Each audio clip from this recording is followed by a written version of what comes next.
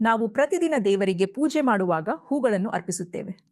ಆದರೆ ಒಂದು ಪ್ರಶ್ನೆ, ಒಮ್ಮೆ ದೇವರಿಗೆ ಅರ್ಪಿಸಿದ ಹೂವನ್ನು ಮತ್ತೆ ಬಳಸಬಾರದು ಯಾಕೆ? ಇದು ಕೇವಲ ಸಂಪ್ರದಾಯ ಅಲ್ಲ.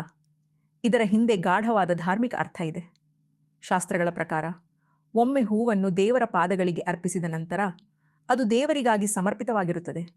ಆ ಹೂವು ದೇವರ ಶಕ್ತಿ ಮತ್ತು ಮಂತ್ರಗಳನ್ನು ಹೀರಿಕೊಂಡಿರುತ್ತದೆ ಎನ್ನಲಾಗುತ್ತದೆ. ಪೂಜೆಯ ನಂತರ ಹೂಗಳು ನಿಧಾನವಾಗಿ ಒಣಗುತ್ತವೆ. ಒಣ ಹೂಗಳು ತಮೋಗುಣವನ್ನು ಹೆಚ್ಚಿಸುತ್ತವೆ ಎಂದು ನಂಬಿಕೆ. ಆದ್ದರಿಂದ ಪೂಜೆಯಲ್ಲಿ ಸದಾ ತಾಜಾ ಹೂಗಳನ್ನು ಬಳಸುವುದು ಉತ್ತಮ. ವೈಜ್ಞಾನಿಕ ದೃಷ್ಟಿಯಿಂದ ನೋಡಿದರೆ ಒಣಗಿದ ಹೂಗಳಲ್ಲಿ ಬ್ಯಾಕ್ಟೀರಿಯಾ ಬೆಳೆಯುವ ಸಾಧ್ಯತೆ ಹೆಚ್ಚು. ಅಂತಹ ಹೂಗಳನ್ನು ಮತ್ತೆ ಬಳಸುವುದರಿಂದ ಸ್ವಚ್ಛತೆಗೆ ಮತ್ತು ಆರೋಗ್ಯಕ್ಕೆ ಹಾನಿಯಾಗಬಹುದು. ಅದಕ್ಕಾಗಿ ಪೂಜೆಯಲ್ಲಿ ಸದಾ ತಾಜಾ ಸುಗಂಧಯುಕ್ತ ಹೂಗಳನ್ನು ಬಳಸುವುದು ಶ್ರೇಷ್ಠ ಎಂದು ಹೇಳಲಾಗಿದೆ. ಹಾಗಾದರೆ ಪೂಜೆಯ ನಂತರ ಹೂಗಳನ್ನು ಏನು ಮಾಡಬೇಕು? ಅವುಗಳನ್ನು ತುಳಸಿ ಗಿಡದ ಬಳಿ ಇಡುವುದು, ಗಿಡಮೂಲಗಳಿಗೆ ಹಾಕುವುದು ಅಥವಾ ಹರಿಯುವ ನೀರಿಗೆ ಬಿಡುವುದು ಪವಿತ್ರ ಎಂದು ಪರಿಗಣಿಸಲಾಗಿದೆ. ಪೂಜೆಯ ಪ್ರತಿಯೊಂದು ವಿಧಾನಕ್ಕೂ ಒಂದು ಅರ್ಥ ಮತ್ತು ಶಕ್ತಿ ಇದೆ.